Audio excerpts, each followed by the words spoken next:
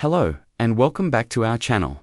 Today, we consider about what the church never told you about the book of Genesis. Listen now. You who seek understanding beyond the surface narratives, you have been told stories, ancient and familiar, passed down through generations, stories held sacred, shaping cultures, defining faiths. Stories of beginnings.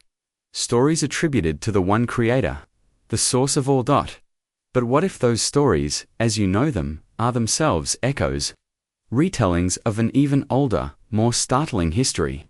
A history deliberately obscured, perhaps, or simply misunderstood through the mists of time. Consider the words of one who spent decades immersed in these texts. I've been a preacher for more than 30 years. I've studied and taught through the book of Genesis many times, and I've trained pastors in the skills of interpreting texts, and it's very clear they're not stories about gods.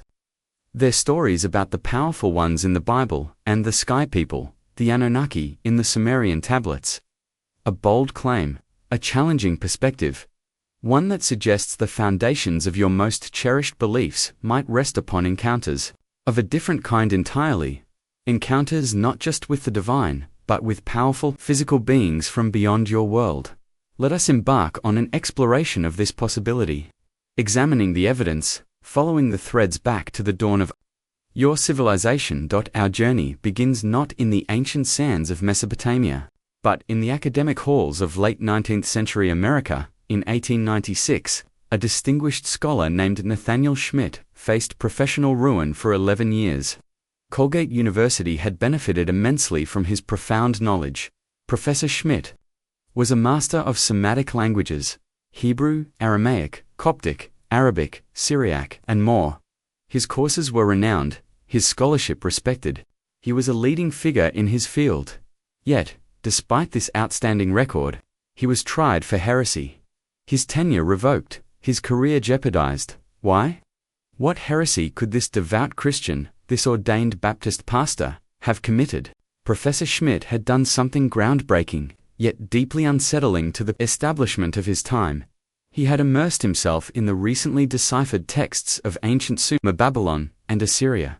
And he had noticed something astonishing, something undeniable. These ancient Mesopotamian tablets were filled with narratives that bore an uncanny resemblance to the foundational stories found in the Hebrew Bible.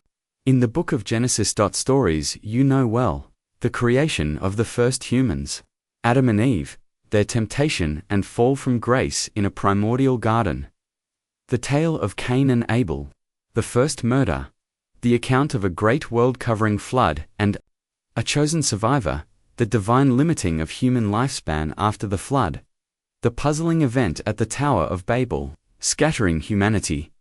Schmidt's meticulous work demonstrated, with compelling linguistic and narrative evidence, that the Sumerian accounts, predating the biblical writings by millennia, dating back nearly 6,000 years, were, in all probability, the source material for these familiar biblical stories.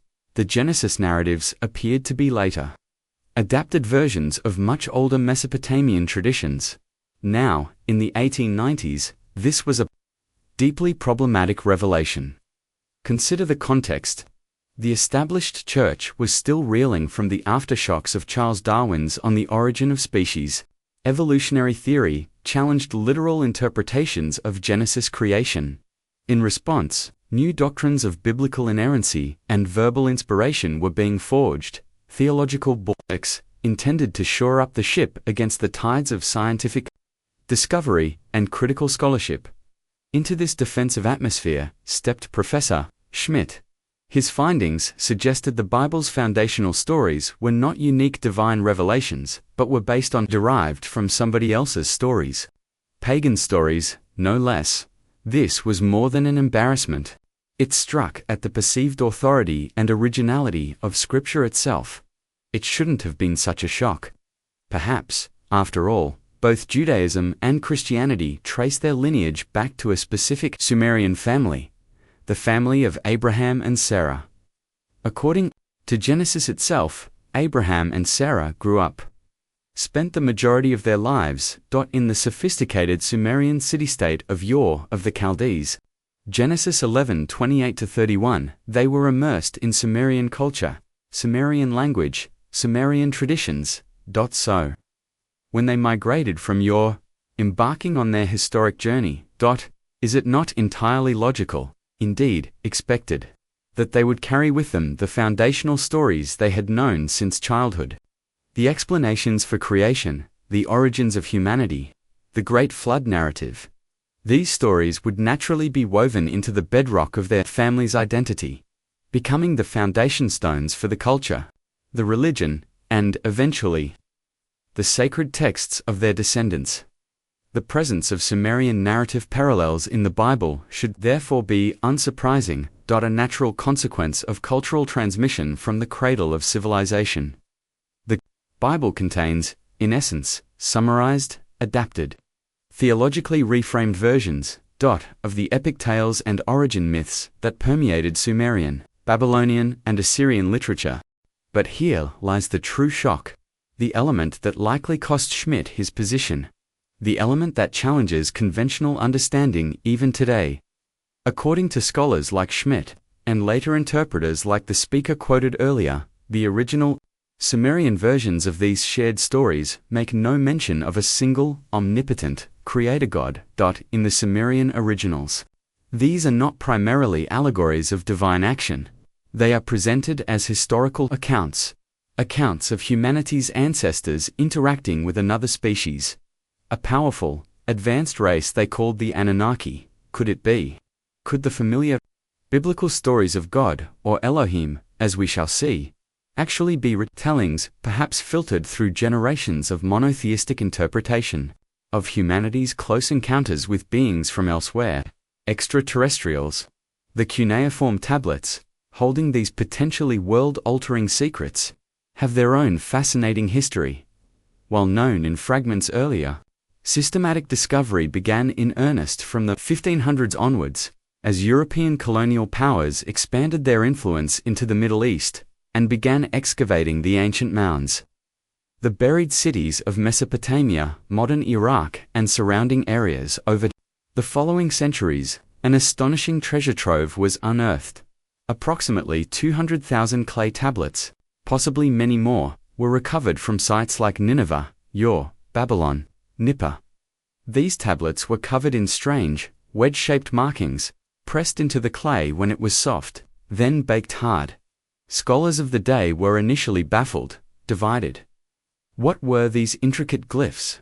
Some argued passionately they represented an unknown ancient form of writing, a lost language. Others, perhaps unable to conceive of writing systems predating known alphabets, dismissed the markings as mere decoration.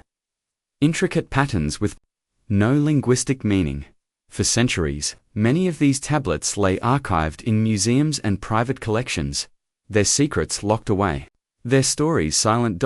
Until the arrival of a British Army officer named Henry Rawlinson in southwestern Iran, Persia. In 1835, Rawlinson was officially employed by the powerful East India Company. Pause here and consider. A private tea company, wielding its own army, influencing nation-states, training foreign troops. Does the idea of corporate power rivaling governments sound entirely new? Rawlinson was stationed in Persia, ostensibly to help train the Shah's army. But his presence there was perhaps part of a strategic bargain, a quid pro quo, allowing the East India Company trading rights. In exchange for Rawlinson gaining access to the remote district of Behistun. Because Rawlinson sought a specific ancient monument, the Behistun inscription, carved high onto a limestone cliff face by order of the Persian king, Darius the Great, around 500 BCE. This monumental relief and text was a royal proclamation. Crucially, it was inscribed in 3 distinct languages known at the time: Old Persian, Elamite, and Babylonian Akkadian, the common tongue of ancient Mesopotamia. All 3 languages were rendered using the same cuneiform script. The Behistun inscription was the key, the multilingual Rosetta Stone for cuneiform. By comparing the known Old Persian text with the unknown Akkadian and Elamite versions using the same script, scholars, with Rawlinson leading the charge, often risking his life dangling from ropes, to copy the inscriptions, could finally decipher the wedge-shaped writing. Suddenly, the silent memories of Mesopotamia's ancient cultures became an open book. The glyphs were not mere decoration. They were a sophisticated writing system, and the tablets revealed a staggering breadth of information: detailed banking records, complex business agreements, mundane shopping lists, marriage contracts, intricate recipes, temple inventories, royal histories, king lists, diplomatic correspondence, and most significantly for our exploration, the most ancient myths, epics, and narratives in human history. It was within these newly deciphered ancient narratives that the parallels to Genesis became undeniable, that the source stories began to emerge, confirming what Nathaniel Schmidt had dared to suggest. At an academic level, Schmidt was not entirely alone, though certainly controversial.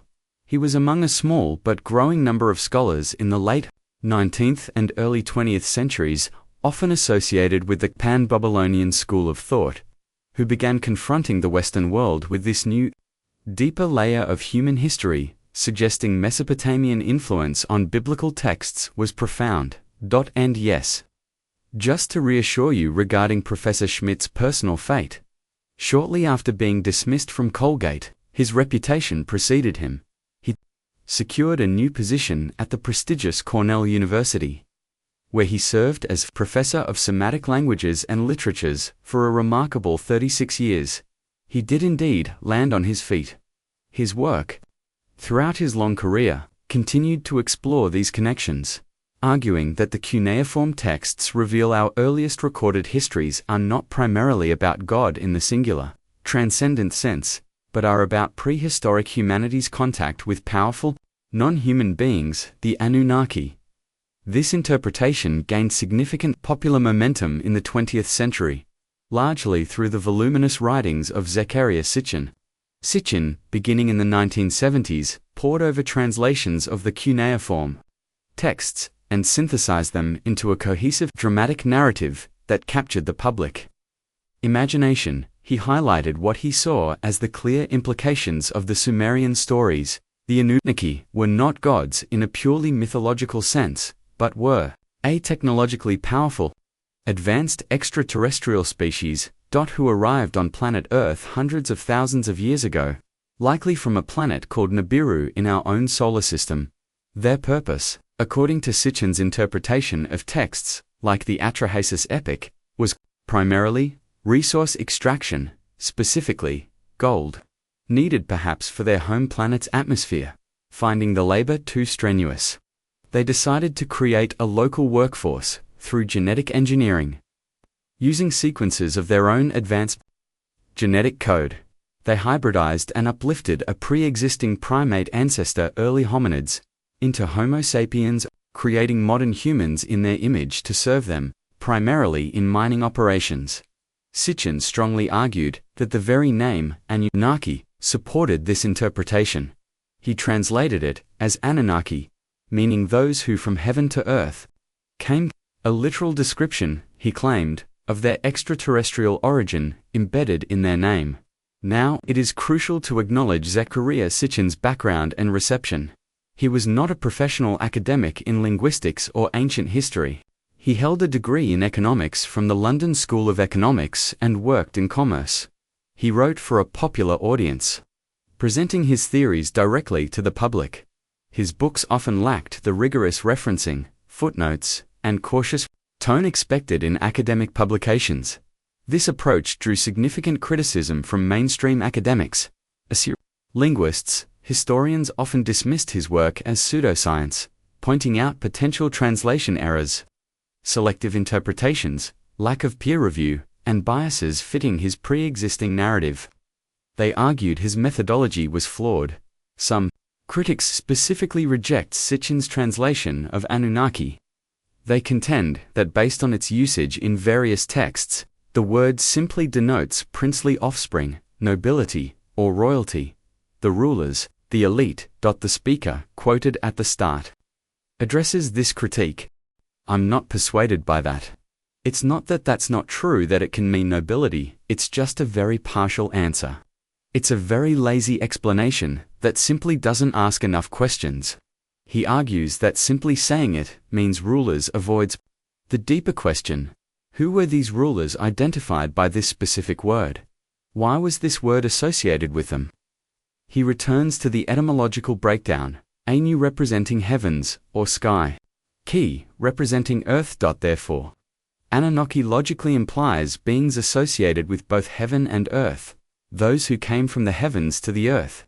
He further argues that even without the name's etymology, the narratives themselves, within the cuneiform tablets, consistently describe these beings arriving from the sky, interacting with humans, possessing superior knowledge and power, and acting as rulers. Furthermore, the cuneiform glyph, the pictographic symbol used to denote the Anunnaki or divinity, often incorporates the sign for sky or heaven. So, the textual evidence, the narrative context, and potentially the etymology itself, all point towards these beings being sky people, powerful rulers who originated from beyond the earth.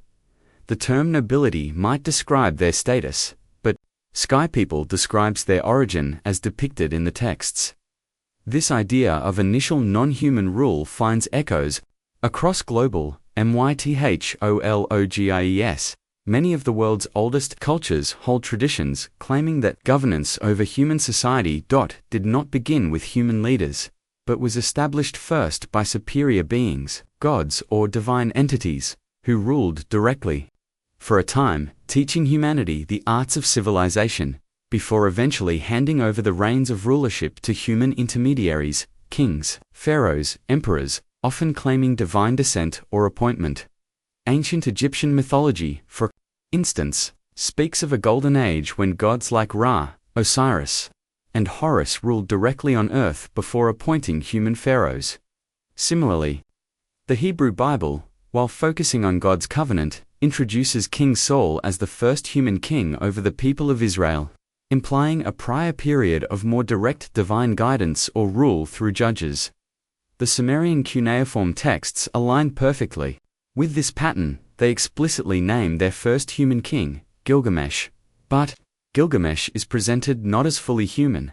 He is described as a hybrid, 2/3 divine Anunnaki and 1/3 human, a transitional figure, bridging the gap between the original non-human rulers and the subsequent human dynasties.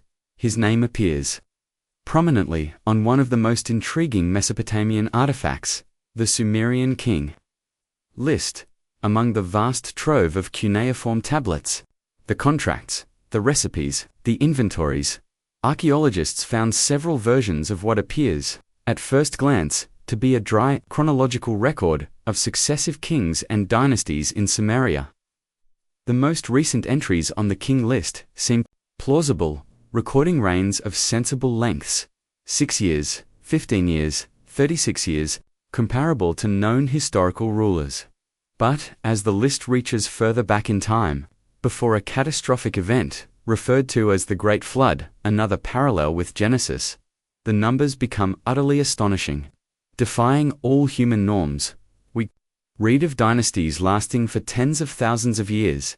For example, one dynasty before the flood is listed as lasting 24,510 years, 3 months, and 3.5 days. The incredible precision is characteristically Sumerian.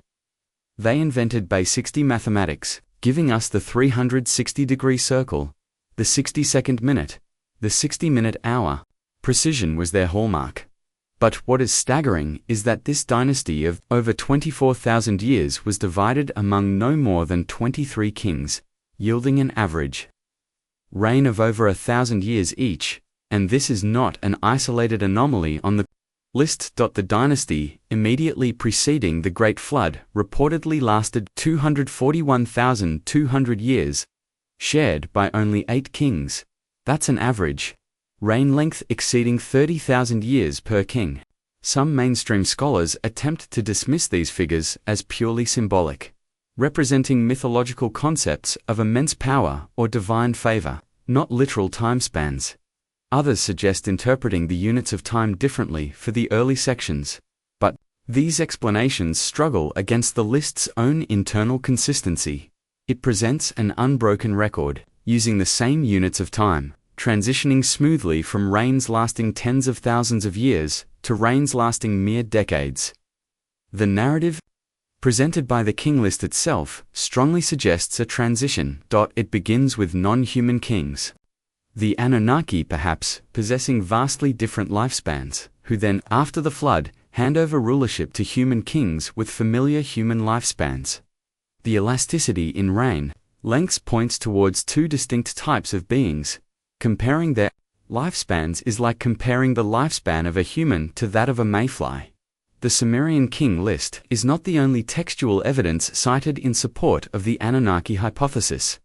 The interpretation of the Tower of Babel story offers another compelling, if controversial, example. The Genesis account, chapter 11, describes early humanity, unified in language, attempting to build a city and a tower whose top may reach unto heaven, to make a name for themselves.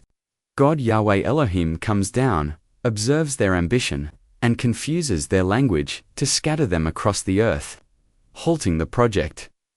Proponents of the ancient astronaut theory point to what they claim are related Sumerian accounts. These versions, often drawn from Sitchin's interpretations, allegedly speak not of a tower to reach heaven metaphorically, but of a specific technological installation, involving 50 technicians perhaps, Anunnaki scientists or engineers, employing mysterious devices or energies. To dispatch 300 observers, human or Anunnaki personnel, to their stations in the stars. Read alongside the Genesis narrative, this interpretation reframes the event entirely.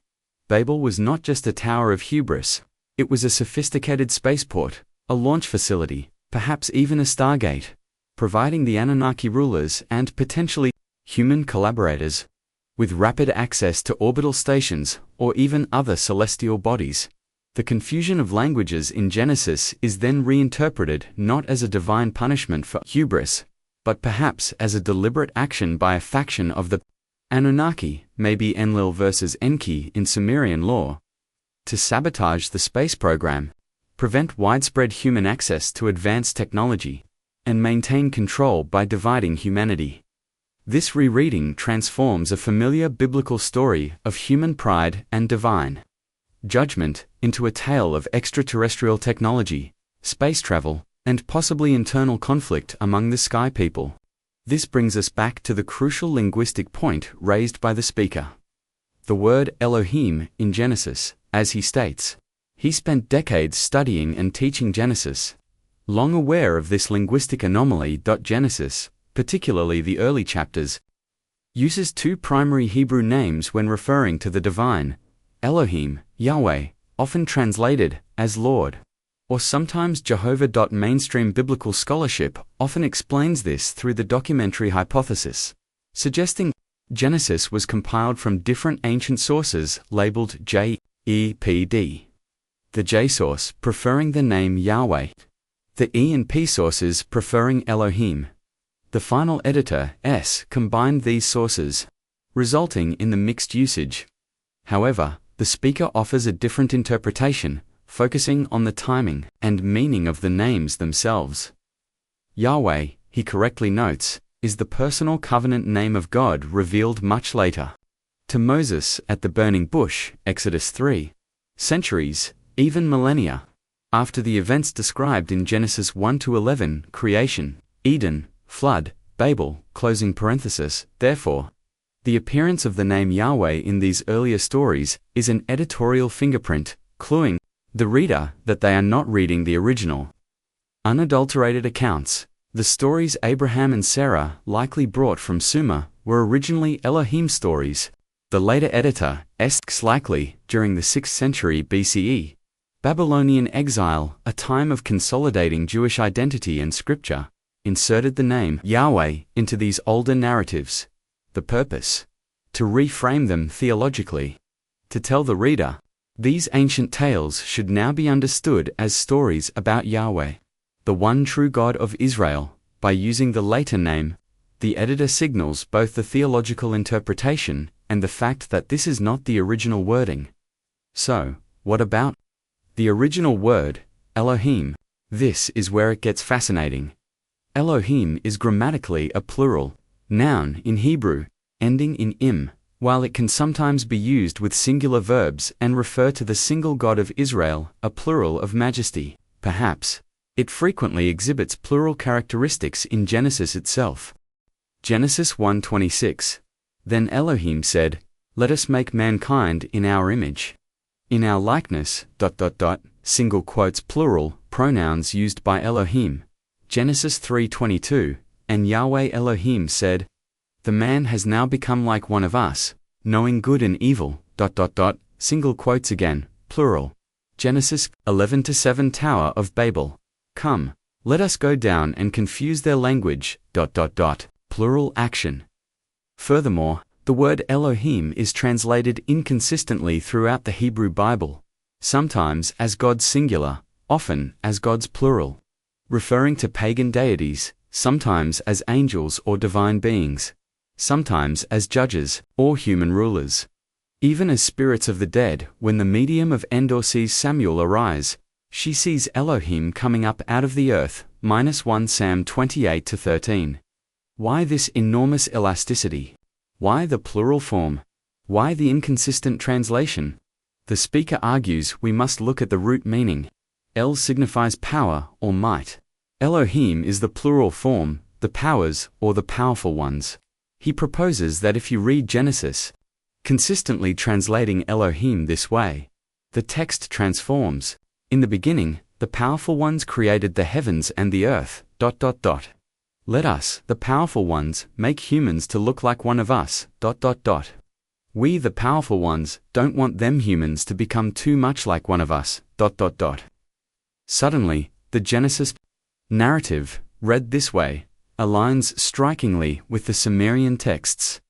Both seem to tell stories not of a singular, transcendent God creating effortlessly, but of multiple, powerful, technologically advanced beings, powerful ones, Elohim in Hebrew, sky people, Anunnaki in Sumerian, who arrived, manipulated genetics, made humans in their image, established control, and were concerned about humanity gaining too much knowledge, or power tree of knowledge.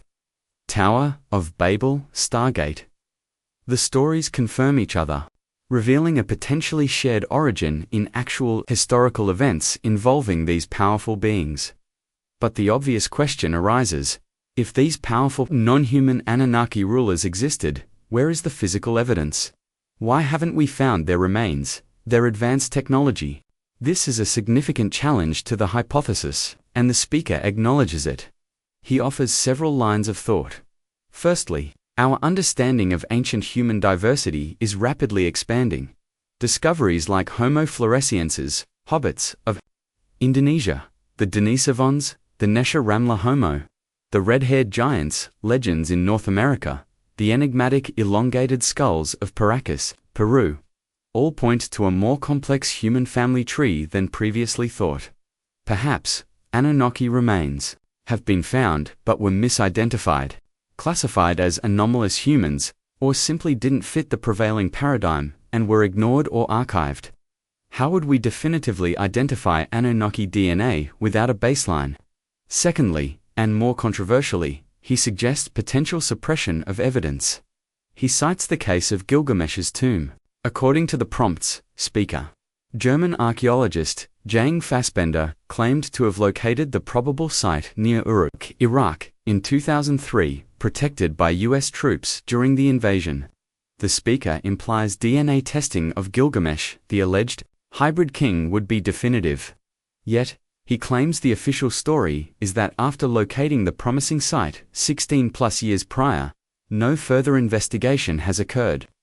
He presents this as suspicious inaction. Qualification. This claim requires independent verification, and is not widely confirmed in mainstream archaeological reports.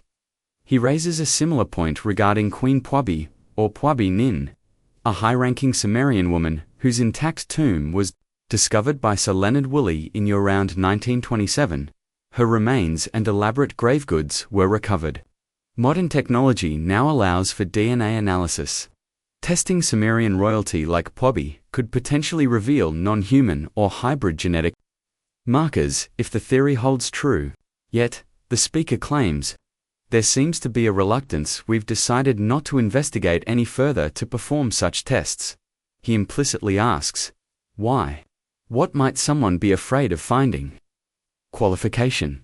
Again, claims of deliberate suppression require strong evidence, and decisions about testing ancient remains involve complex, ethical, and practical considerations.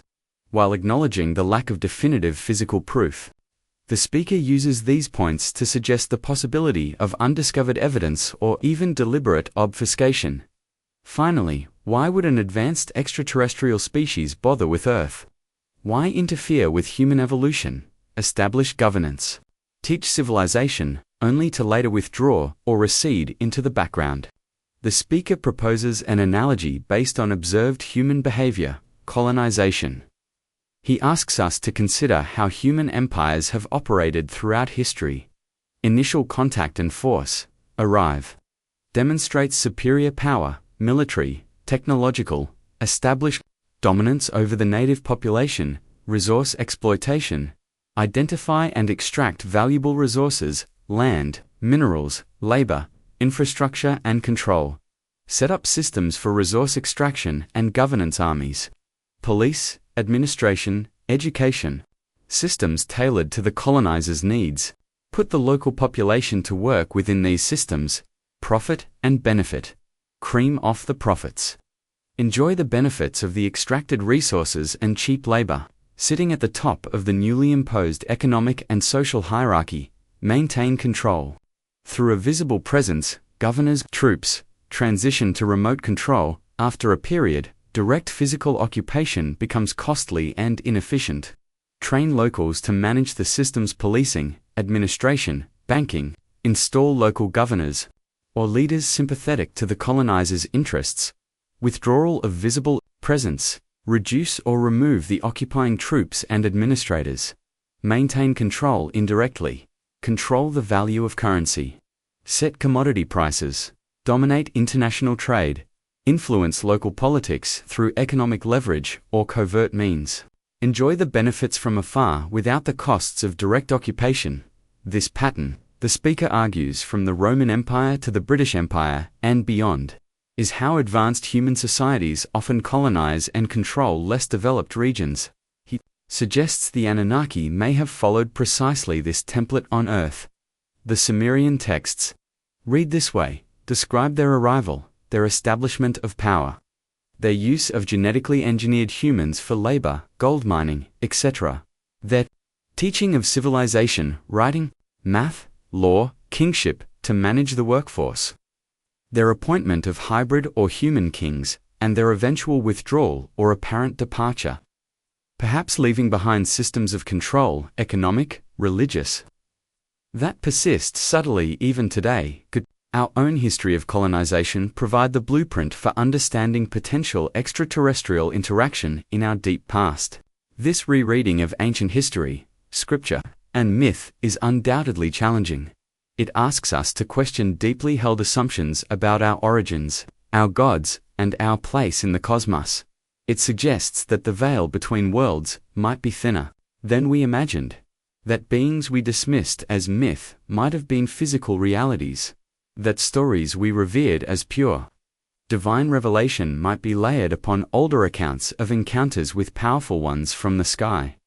Whether you accept this interpretation or not, the questions it raises are profound.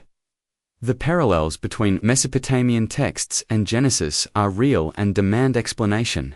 The anomalies in the Sumerian king list are puzzling. The meaning and usage of the word Elohim remain a subject of rich theological debate. The mystery of the great unconformity hints at planetary events of unimaginable scale. Perhaps the truth lies not in choosing one explanation over another, but in recognizing the deep, complex, interwoven layers of human history, mythology, spirituality, and our enduring quest to understand our origins in a vast and ancient universe. Keep questioning, keep exploring, keep seeking the light within the layers of time. The truth, in its fullness, awaits those with open minds and courageous hearts. Peace be with you on your journey.